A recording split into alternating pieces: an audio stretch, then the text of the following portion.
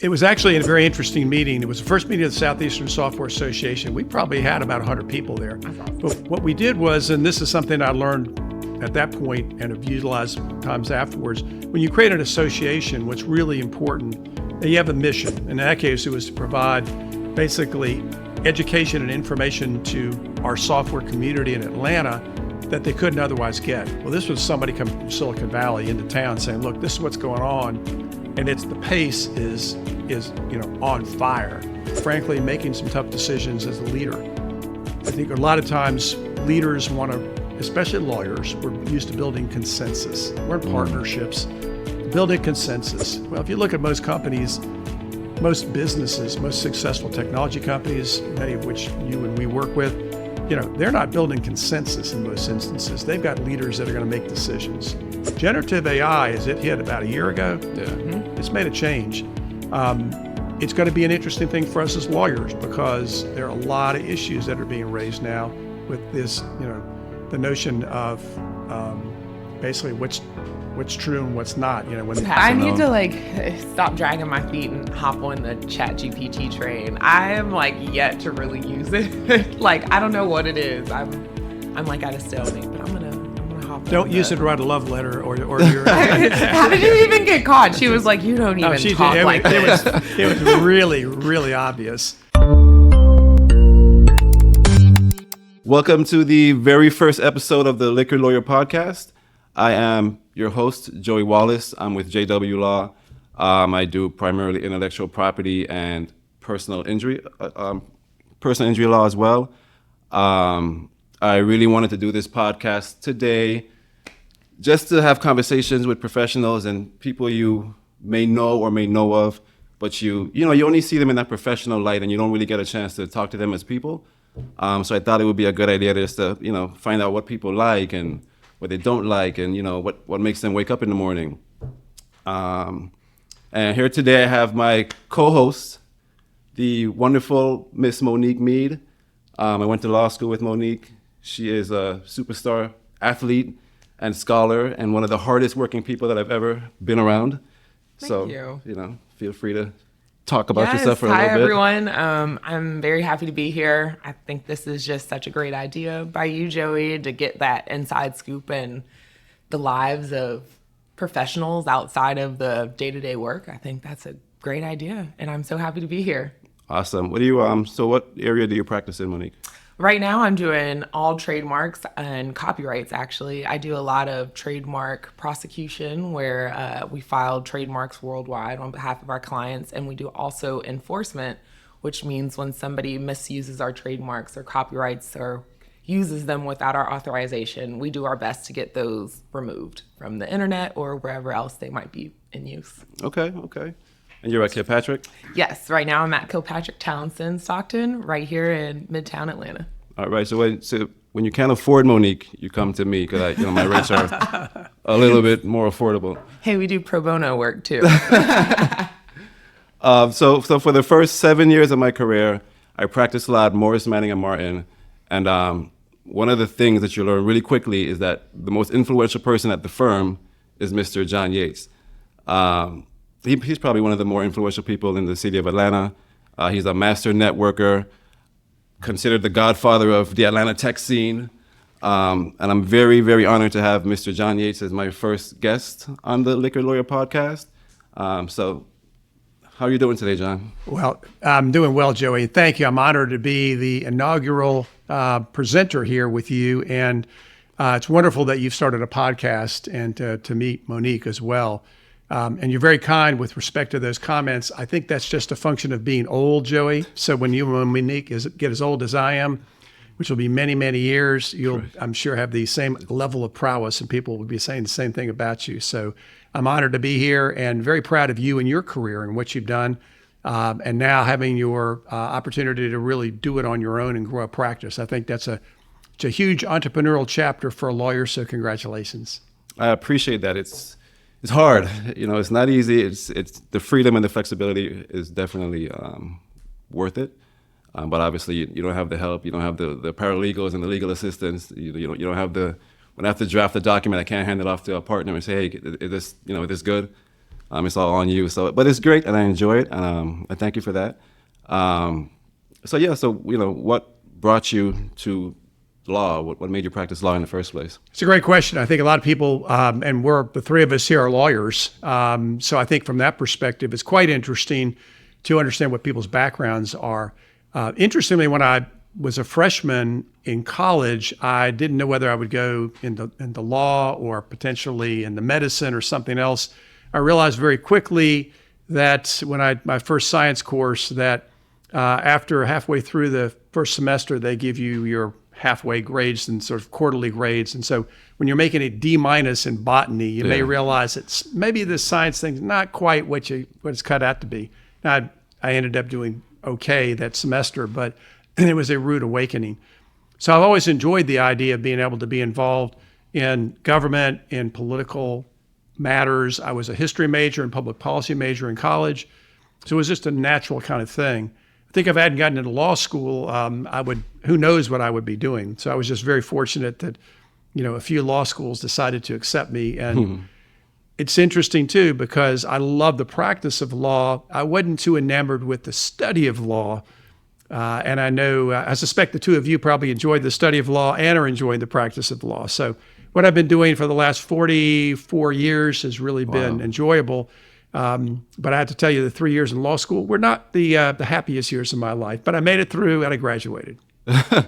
Yeah, we were just talking about that before we got on, and I know I enjoyed my law school experience. And by 3L year, I had a great time. That first year, a little questionable. I think they scare you straight, but by the end of it, it was great. I really enjoyed it too. Yeah, Monique and I went to Georgia State Law, which is really right down the street.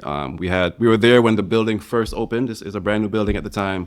We had great professors. I remember our Civ Pro teacher he was on the board. No, Kinkoff. Yeah, Professor Kinkoff. He represented one of the presidents or something, didn't he? He did. I can't remember. Was it Clinton? Was it somebody else? He was very influential, very powerful, very knowledgeable, and then that was pretty much the gamut of the Georgia State professors. So it was a really good experience. And you, John, you went to Duke University for? I did, and I think one of the things that's really significant, if anybody, your listeners are thinking about, hey, I may want to go to law school, I think one of the things that Joey, you and Monique did, which is very unique, is to take some time off between undergraduate school and law school. I just went through 7 years at the same institution at Duke, so there was no break. There was no, what's the outside world like? And there really is an advantage. And right. I can tell from the comments you had about, your perspective on law school, having been out in the real world to see what it is like there. So anyone that's interested, listening to this podcast, is thinking, hey, I may want to go to law school. It's great, especially if you've taken some time off to reflect on the fact that you really are ready for that and you're willing to make that commitment. I agree 100%. Mm-hmm. You, were you at Duke when Mike Krzyzewski was there? I was there. He was there actually a couple years when I was there, but the time, actually Coach Krzyzewski's first couple years were pretty rocky. As a matter of fact, right. I think after his first year, it was questionable whether he would continue to be a coach at Duke University. Wow. Probably a good example of where you give a person time to fit in, build up the program. And obviously he built the program up into a huge success. But I struggled through many years of poor basketball and poor football at Duke. And I must say that it was real easy to get into Cameron Indoor Stadium when I was there. Literally, you could walk in at halftime and sit pretty much on the front row. That has changed. That is pretty crazy, actually. Crazy. That's actually where we played for volleyball when we would go play at Duke, and I would just be like, it's awesome. That's pretty cool. Place. So you, what'd you do? What sport did you play? You played volleyball or basketball? Or? I played volleyball at Georgia Tech. Go Jackets! They got their season coming up, so we're excited. But that's actually when I was between law school and working, I was playing volleyball overseas. But I agree with that. I feel like once you go to law school, it's kind of like that wheel never stops. Like the work never stops, school doesn't stop. So I was so appreciative for my little time off traveling. That's pretty cool. So volleyball, like professionally? Mm-hmm. I did. What's that like? I mean, what's the season? Is it a winter season or? Well, my first season was actually in Puerto Rico, and it's just like pretty short from January to April, and it was the easiest money I've ever made in my life. Like, I think we went to the beach every day. We would practice sometimes. We would play games. They gave us the car. Like, it was really fun. And then my second season, I played in Azerbaijan, which was total drastic. I don't even know where that is. 180. It's right below Russia, right above the Middle East, next to Caspian Sea and Georgia. The country, when people asked where I was from, it was like America. But yeah, so that was a bit of a culture shock, but that was 9-month season because they're in the Euro League.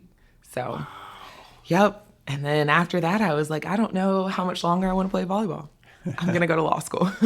Wow. I think I would. That's impressive. You know, a professional athlete, and then you went to law school still? Yep. Okay. Hey, I was like, I wanted to be here. I wanted to be home. I didn't want to go play overseas. Now they have, pro volleyball here in the States, but when I was playing, that didn't exist yet. So Okay. That's interesting. What did you do in your 9 years? Didn't you? Is that what you said? Yeah. What didn't I do? I was an entrepreneur primarily. I thought about law school after undergrad, and I actually got into a law school in Texas, but I was on the fence between that and opening a business. And I chose the business route. So I moved to Atlanta. I opened a shoe store in Buckhead called Classic Soul. It was all ladies' shoes, and it failed miserably. So yeah, I was open for 6 to 9 months or something. I drained my credit cards. It was a disaster. Really? But part of the reason it was a disaster was because I had contracts and stuff in front of me, and I had decisions to make that I didn't really understand, and things were done that I could have challenged if I had a background of the law. So that helped me decide that I wanted to go to law school, because after the shoe store, I also had a learning center, which was a tutorial center for kids, kindergarten through 12th grade. Oh, that's awesome. Yeah, and it was fun. It was fun. I enjoy working with kids. Just trying to help them get further. And when they don't understand something, it's always good to see that light bulb turn on. So that was cool. I got a federal grant for that, and then I lost the grant for some technicalities. Again, 3 or 4 years into the program, I forgot what happened, but again, it was something that I could have challenged if I knew what I was doing, right? And I didn't have to lose that grant. So that kind of pushed me back into okay, if I'm going to do this, I need to kind of understand behind the scenes and what makes it work and the decisions that are being made.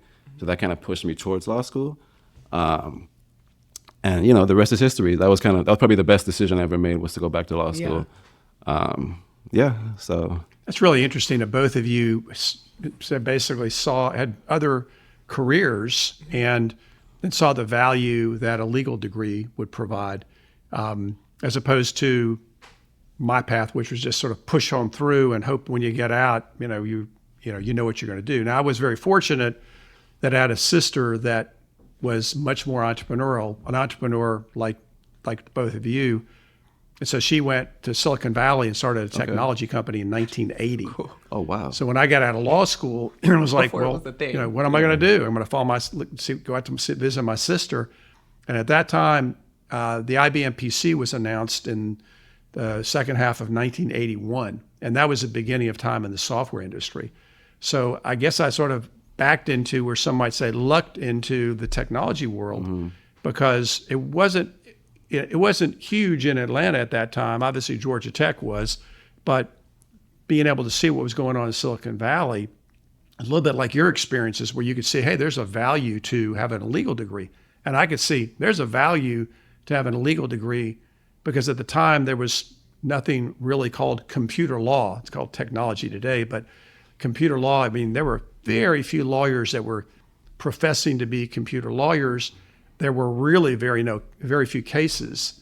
The reporter for computer law at the time had just been announced, and I think they had 2 cases in it. Today, there's probably 1 million. Right.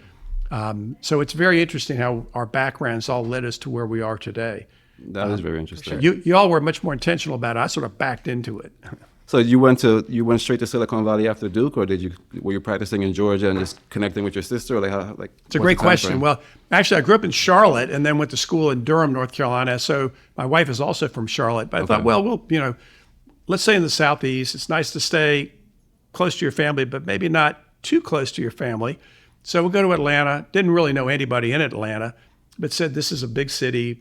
We'll go there for a couple of years and then maybe go to back to Charlotte or maybe Washington, D.C., hey, maybe even New York. Well, that just never happened. 43 years later, going on 44 years, we came to Atlanta. And Atlanta, since then, has become home. We love Charlotte. We love the Raleigh-Durham area. I was just in Boston. We love Boston. I'm going to New York later this week. Okay. Great locations. We'll be going to Silicon Valley again. We make these trips every year around the states to meet with technology people and funds. But Atlanta is a great place to really have built the practice. And as y'all know, because we're all here. Yeah, so I guess when you came here, though, it wasn't what it is now. As far as like there weren't all these tech companies popping up here. There wasn't the resource of VCs. So how did you kind of go about navigating that landscape and that field where you're kind of building it from the ground up pretty much? It's a great question, because when I first came here too, since I didn't know anybody, there were a few organizations at the time, very nascent in the technology area. And I have to say, since I was a newcomer and I was very young, they weren't really, understandably, they were adopting of this person that just came into town. And so one of the things that I did was to go ask my sister, who was out in Silicon Valley, started a tech company. I said, well, Jean, my sister's Jean Yates, Jean, what should I do? And she said, you should form a software association. Atlanta's known for software right now. You're beginning to grow in that area. So, and I, your older sister, will be happy to come in and be a keynote speaker. So I scratched my head and said, well, how do you start an organization? To give you an idea, that at the time I wasn't very marketing savvy, so I thought, well, we'll create a group. We'll call it the Atlanta Software Society. Then I thought about the acronym, and I thought that probably wouldn't be the greatest thing. So we said, let's create the Southeastern Software Association, which we did. Our first meeting was in 1984, I think. And we actually met at the auditorium of the Georgia Pacific building downtown, which had just been built. And it was about the only place we could have a meeting, because at that time, many of the other buildings hadn't been constructed in town. And my sister came to town and basically told people what's going on in Silicon Valley. And so that was the beginning of really trying to build a practice, but doing it in a way that was sort of from the ground up. Yeah. There really wasn't much here at the time. And you weren't where were you practicing? And you weren't at Morris Manning at the time, right?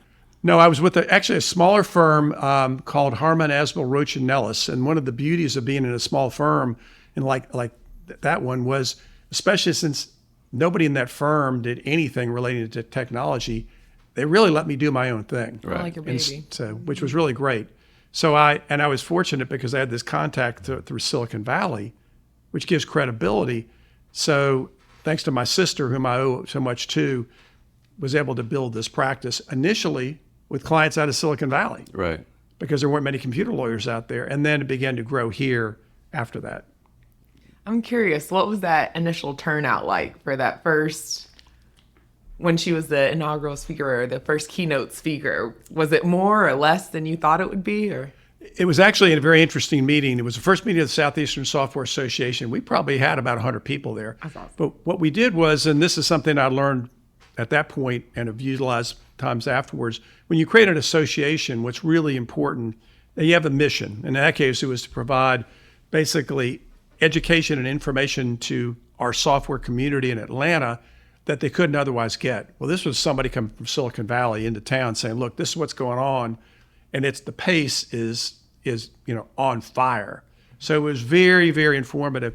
But the other interesting thing, Joey and Monique, is I realized that you really have to have other sponsors.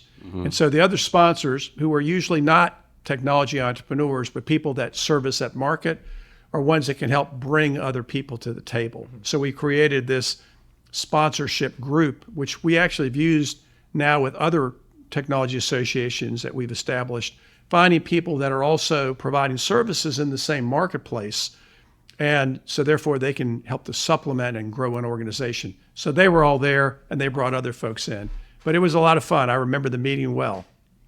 It's kind of like a closed networking group where everybody's kind of helping each other grow at the same time, and they're all growing in their own separate practice areas while you're growing together, which is exactly. A little bit. I was reflecting on what Monique said about like volleyball and professional volleyball, and I know Joey, you're an athlete as well. I think athletics and team building teaches you a lot when you're on a team. And I know I see that even now in our practice. I want everybody to be an all-star, but I also want them to want the team to win. So how you get those two things balanced is not always easy. And so one thing we did with the sponsors is say, look, these are all people that are on the team. Let's all work together, very much like the teamwork that you might have in a sporting event. Yeah, I think sports and just professional development go hand in hand because, as you know, it takes a lot of discipline to play sports and to improve, and it's not easy to do. And then, like you mentioned, it's a team sport. So the best player can't be the best player unless he's playing within his team and within the confines of his team. And as someone who has small kids, like I want them to play sports, not so they could go make the NBA or be, some successful athlete, but just so they have those skills in life as far as just discipline, because there's a lot of discipline it takes to be successful in life. And, For sure. Sports role teaches playing. discipline. Yeah. Like knowing your role and making sure you show up. I realize that even with like networking and stuff, sports, practice, whatever, just making sure people actually show up is also a big deal. Yeah, definitely. You have any kids, John? I have a son who is in the technology area, surprise, surprise, and I have two grandchildren. So, which are wonderful because you can go and be with them and then you can leave them behind. So it's, and they're all in Atlanta, which is great. So the other thing about Atlanta, many of us weren't born here. I don't know if we all born here? No. Okay. Oh, Born and raised. Monique was, Yes. Joey's not, but I mean, most of it, there's a lot of people in our generation. I put myself in your generation, I'm Joey, old even too, yeah. considerably older than you. But a lot of people came to town over the last 40 years in my Right. case. And so now our children were born here. I don't know if Yeah. your kids were born here. But They were. Yeah, so our kids were born here, your kids were born here. I don't know if you have children. Not Monique, yet. But they will be born They in will Atlanta. be born here. They will be born in More Atlanta. than likely. Yes. So you have this whole new group of this generation of the growth of town, and they stay in Atlanta, which is a beautiful thing. I mean, they may decide to go elsewhere at some point, but it's not because they don't like Atlanta. Right. Yes. So did you want your son to kind of follow in your footsteps, or did that kind of happen organically? It's interesting. I think what you oftentimes find, and I've never really questioned my son about this, but I think kids see what their parents do, and they make decisions. And in case of practicing law, and all three of us know this so well, it is a time-consuming profession. It's a profession where, unlike our software clients, who make money 24/7, we don't make money when we're asleep. Right. And so, if you're in that kind of a profession, that means you got to wake up in the morning and you got to, put your nose to the grindstone. It's not that my son doesn't want to work hard, but I think he realized early on that, his interests were not necessarily in the law, but interests were more in the business area. And he's also, I must say, he is a very good networker and salesperson as well. So he's smarter than all of us. Is that what you're telling me? He probably is. He's certainly. He's happy. He has two great kids, and so it's a wonderful lifestyle for him. It's a lot of work still because raising kids is a challenge, but this is a great community in which to do that. Yeah, definitely. I feel like you said, he's happy, and I think that's why we all do what we do, is we're searching for happiness. We're trying to be happy, and that's kind of like, for me, that defines success, right? If I could do what I like to do and enjoy it, and have freedom of time and financial freedom as well, like that's the perfect lifestyle for me. I don't know. For sure. Yeah, just trying to figure out the purpose. I was gonna ask you too, like, did you go through phases in your career where you feel like you were like all in, nose to the ground, and then did you have phases where maybe you pulled back, or maybe it was a phase in your son's life where he was really into sports or into some activity maybe that took away from the work aspect? Or That's a great question. I think of life changes as chapters, and it's interesting because I'm going through a chapter now, which is very different from the early chapters. So the early chapters is sort of like the sky's the limit. You're doing, you're trying to figure out where the areas are that are most likely to allow you to excel and grow, and hopefully you find that. In my case, it was technology. Again, I backed into it. Thank goodness I had a sister that was out there, and said, "Look, that's what I'm going to do," and it was a growth area. As you go through that practice, I think part of that is also, yes, you have children, and that changes things, right? All of a sudden your schedule changes. Now, if you have a spouse that's very supportive, as I do, a wonderful spouse who've been married 43 years, it makes for a great situation where it's a teamwork kind of thing. So it allowed me to do a lot of things that maybe I otherwise wouldn't have been able to do. When I think about sports with our son, for example, I think we all go through this. Joey, you said it's like kids learn a lot in sports. I still think we probably sit back and think, when we see our kids play, that he should be able to be in the NBA. Or he's going to be a world-class Olympic sprinter, or he's going to get a gold medal. Or you have these delusions of grandeur, which pretty quickly you realize when they get to be like 13, 14, or 15. Yeah. It's like, yes, he's fast, but he's not quite that fast. And yes, he can swim, but he can't swim quite that fast. But he's learning a lot, or she's learning a lot in the process. Mm-hmm. And then you go through chapters where you're trying to build a team. And rather than just being on the team, you're building the team.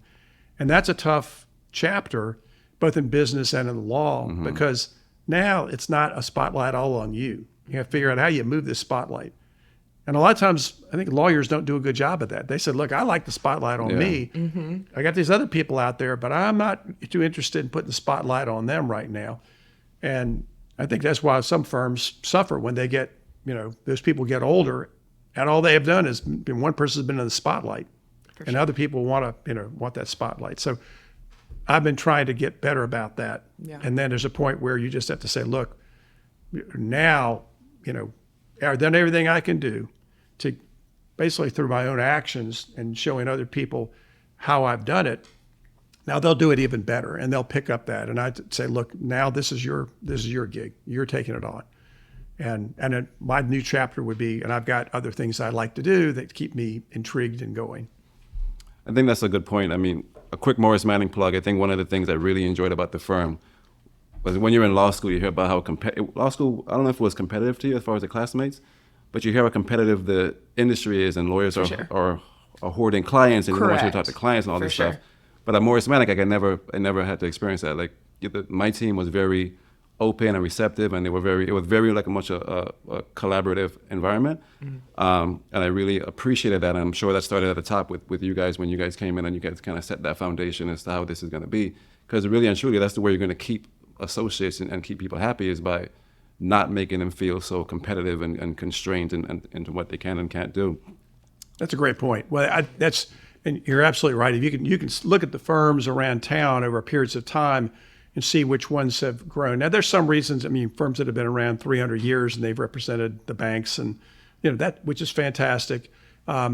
We just chose, and you've chosen the course in your respective firms too, of working with a lot of entrepreneurs. Right. People that are, first of all, it's really exciting to be around them. Not that it's not exciting to be around the president of a bank, but I think it's a lot more exciting to be around some really supercharged entrepreneur, and she or he is building out a business.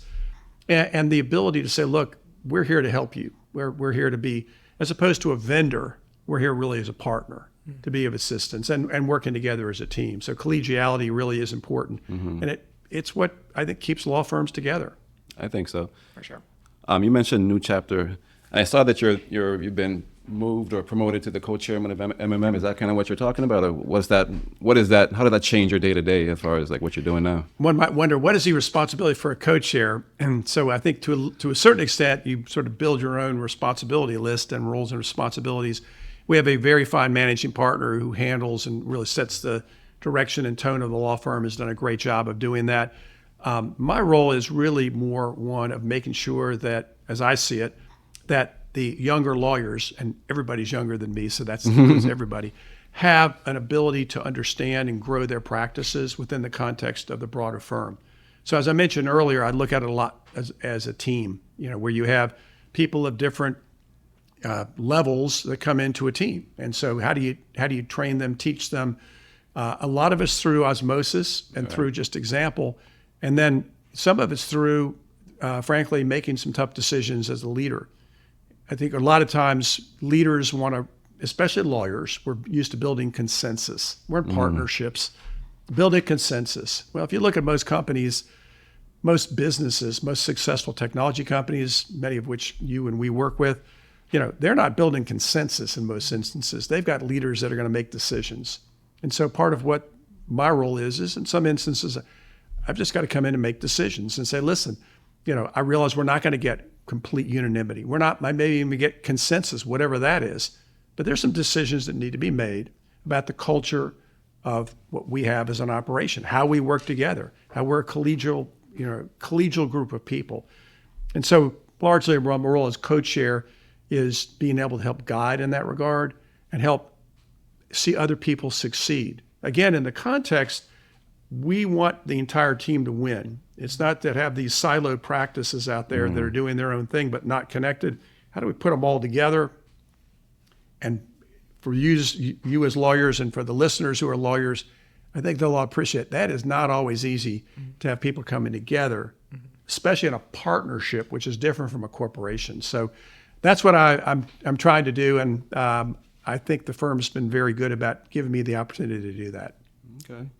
You go ahead. No, I said that's awesome. Are you enjoying it so far? Is it like a change of pace for you, or? It is a change of pace. And that, interesting, one of the things that we've done, Joey and Monique, and this is unique for a law firm. I think most businesses do this.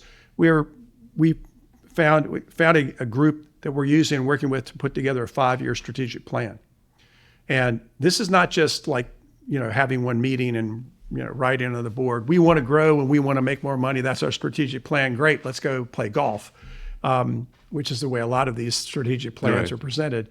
And then people scratch their head and say, well, what's that all about? This is really more the idea of building a cohesive team, where initially you really have to have the trust among the team, the trust that people trust you and you trust them to make the decisions. And then you go through a very collaborative process of, finding out, getting people to really tell you what their feelings are about it. And then you make a decision.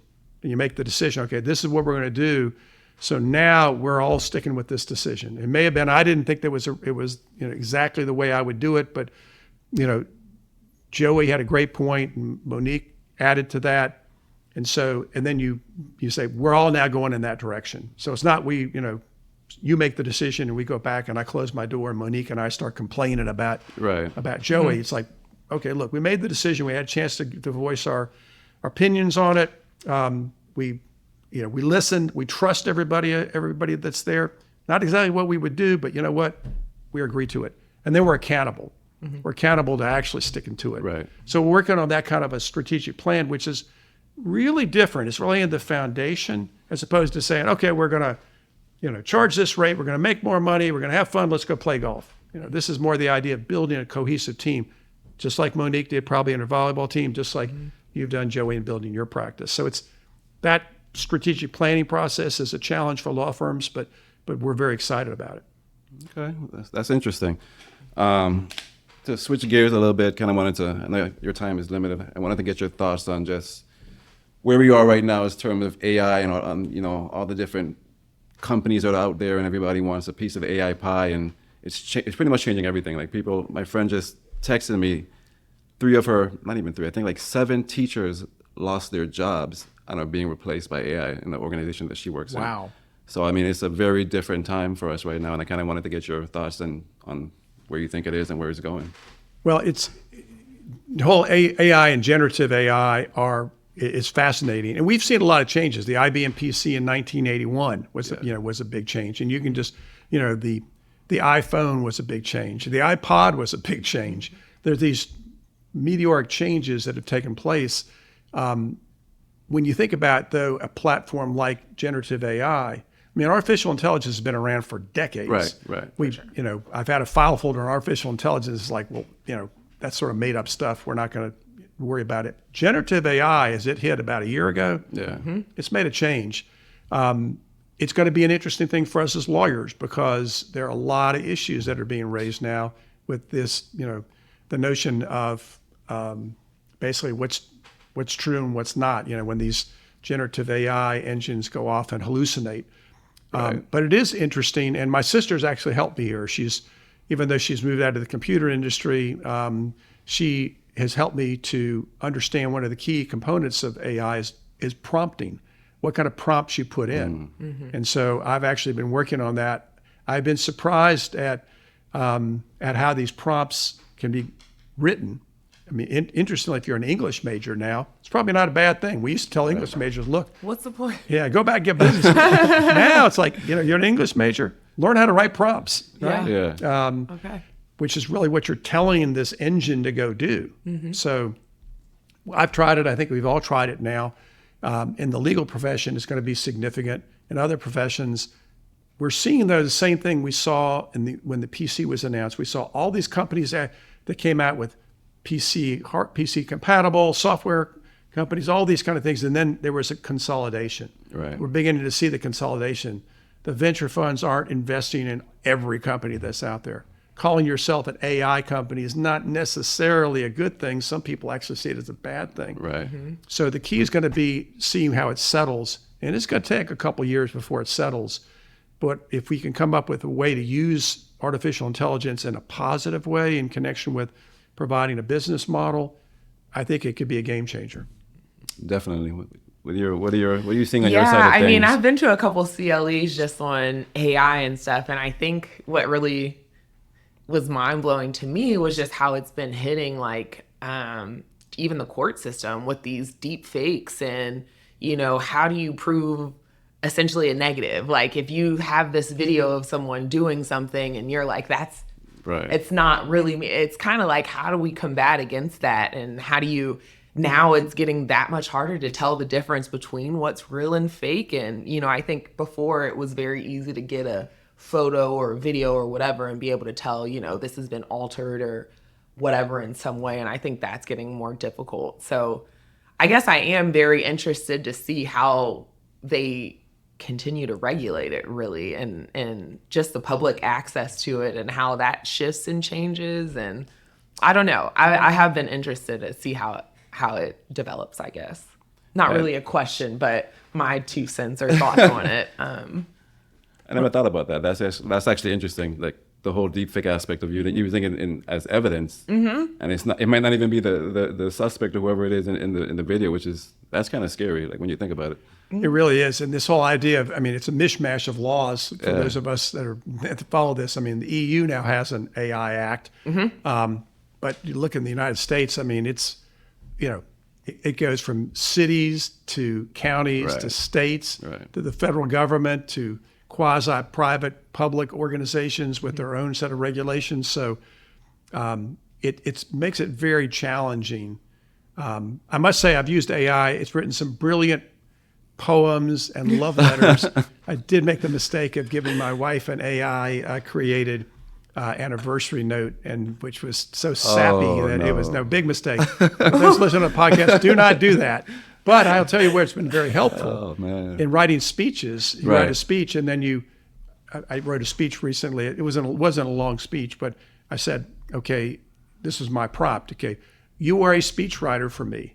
I would like you to change the following speech that I've written in a manner more akin to the way the speech would be presented by an excellent speechwriter. For example, President Barack Obama, or President Ronald Reagan, or something like that. And then boom, it gives you out something that is more akin to that. Now, I didn't want to sound like Ronald Reagan and Barack Obama necessarily, but it was very helpful, and it gave. I had to take out some of the superlatives, but in those situations, it really is valuable, and it really provides an added touch there, which you can see could take some people's jobs away too, if you think about it. For sure. Do you have any cautions to young professionals using AI in that way, or what's your real red flag, I guess, something to be aware of? Yeah, I think the biggest caution is that you eliminate the creativity. If you just start by saying, write this speech for me, boom. What you haven't done is you haven't thought through the creative element of what you're going to do. And so, and that creative element is something I think it's been a significant part of our practice, doing things that other people haven't done. As a law firm, for example, and Joey, you know this from your experience at Morris, Manning & Martin, and Monique, you've probably seen it too, but we do things our clients do, but lawyers might not do them. So we have a technology advisory council. Well, if I was just putting information into AI, there's not many law firms that have that. So it's not going to tell me about how to do that. And so the fear for young lawyers, I think, is that they just put the question into generative AI, into ChatGPT or Claude, and get an answer and spit it out without really thinking through in advance. So the idea might be, really look at it, write your speech or write the memo or write whatever it is, and then think about, subject to confidentiality issues and attorney-client privilege, how you could use AI to hone it, to add the other things. Maybe you forgot about something. I did that the other day with AI, and it was really interesting. I gave it enough. The prompt was very specific with lots of information that I could put in. This was generic, so it wasn't specific to a client, and ask it to generate a particular document. And it did a pretty nice job. Okay. But you've got to really think through the prompting and use your creativity. Okay. Yeah, I think I still default to writing stuff myself. So if I have a task or like a marketing blurb or something, I'm going to sit there and write it for like an hour before I'm like, oh wait, let me put this into ChatGPT and see what it can do. So, I'm old, so that's my default, and it helps with the creativity, because then when I get something from ChatGPT, I already have a foundation of what I want it to sound like, and I can kind of just tweak it to see what I want it to be. But yeah, AI is definitely, we're in a crazy time right now. You mentioned that you probably don't want to call yourself an AI company. Like, what advice do you have for companies that are looking for funding and they're in the AI space? Like, are the pockets getting closed up, or are people still giving out money for AI companies? Yeah, I think what's really interesting is, and there've been a lot written on this recently, that a lot of consumers are actually concerned about a product that's pushed just as AI, because of the fact that there's hallucinating, because they don't know what kind of information to get, because they're worried about whether their private confidential information might be collected there. So I see AI now being more as something that is a supplemental component to the feature of a product or service. So the idea is that we use generative AI and we use it as a broader part of our offering. So it's not like AI is in the center, everything's around it. It's the idea that these are the things we do as professionals, and we use AI to help facilitate these particular aspects of it, to give us ideas as opposed to creating these things from whole cloth. So if you thought about it as a circle, and in the center of the circle, what's there, you probably don't want to put AI, because most of the time people are thinking, look, that's not really a business model. That's a way, it's a tool that's used to facilitate business. What's your business model? And so looking and figuring out how it can accelerate and facilitate your business is a better way. In our case, we're using AI to think through about what are some actions that can be taken. We know certain things, but if we give the engine enough information about something and say, okay, what's the next action that should be taken? We may think of some actions, but what we found is AI thinks of others. Right. And so then we're not just dropping them in there, but we're actually looking at it. Yeah. It's a supplemental tool. It's like having, a really smart person next to you that you can ask questions of, right, once you've sort of done the initial homework. I agree. You have any? No, I need to stop dragging my feet and hop on the ChatGPT train. I am yet to really use it. I don't know what it is. I'm at a stalemate, but I'm gonna hop on. Don't use it to write a love letter or your. How did you even get caught? She was like, "You don't even talk like this." It was really, really obvious.